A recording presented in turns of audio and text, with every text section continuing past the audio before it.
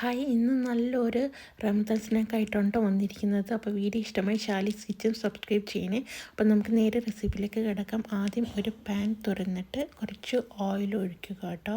അതിലേക്ക് കുറച്ച് ഇഞ്ചിയും വെളുത്തുള്ളിയും ചതച്ചത് ഇട്ടിട്ട് ഒന്ന് വഴറ്റി കൊടുക്കുക. ഓക്കെ, ഒരു ചെറിയ ഉള്ളി ചെറുതായി അരിഞ്ഞതും കൂടി ഇട്ടിട്ട് നന്നായി വഴറ്റി എടുക്കുക. ഓക്കെ,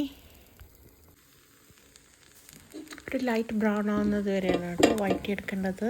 എന്നിട്ട് ഇതിലേക്ക് കുറച്ച് മസാലാസ് ആഡ് ചെയ്യാം കേട്ടോ.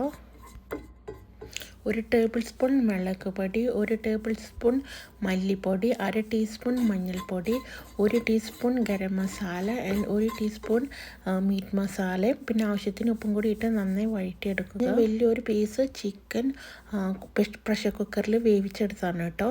അത് മിക്സിയുടെ ജാറിലിട്ടിട്ട് ഒന്ന് മിക്സ് ചെയ്തെടുക്കുക. ഓക്കെ,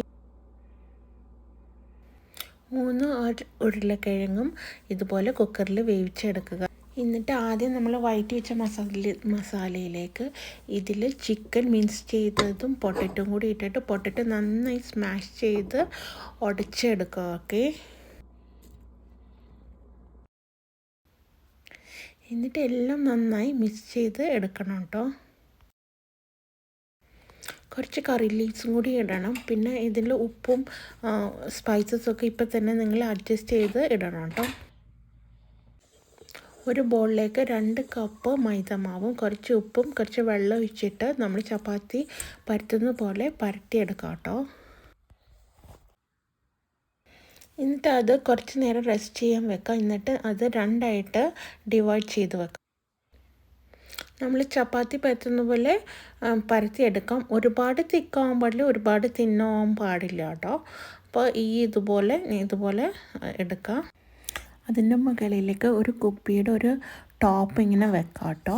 എന്നിട്ട് അതിൻ്റെ ചുറ്റും ഇങ്ങനെ മസാല ഇങ്ങനെ സ്പ്രെഡ് ചെയ്ത് കൊടുക്കാം. ഈവൻ ലെയറായിട്ട് തിൻ ലെയറായിട്ട് സ്പ്രെഡ് ചെയ്ത് കൊടുക്കണം കേട്ടോ.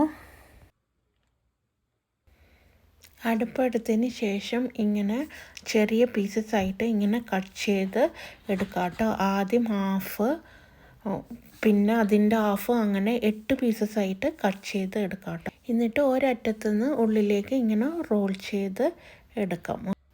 മസാല ഇല്ലാത്ത ഭാഗത്ത് കുറച്ച് വെള്ളം തൊട്ടിട്ട് ലാസ്റ്റ് ഒട്ടിച്ച് കൊടുക്കാം. ഓക്കെ, എന്നിട്ട് ഇതുപോലെ റോൾ ചെയ്തെടുക്കാം.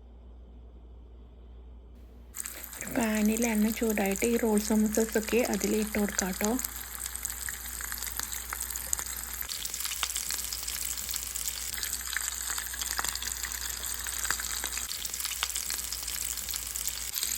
എന്നിട്ട് ഇത് ബ്രൗൺ ആവുന്നത് വരെ ഫ്രൈ ചെയ്ത് എടുക്കാം കേട്ടോ.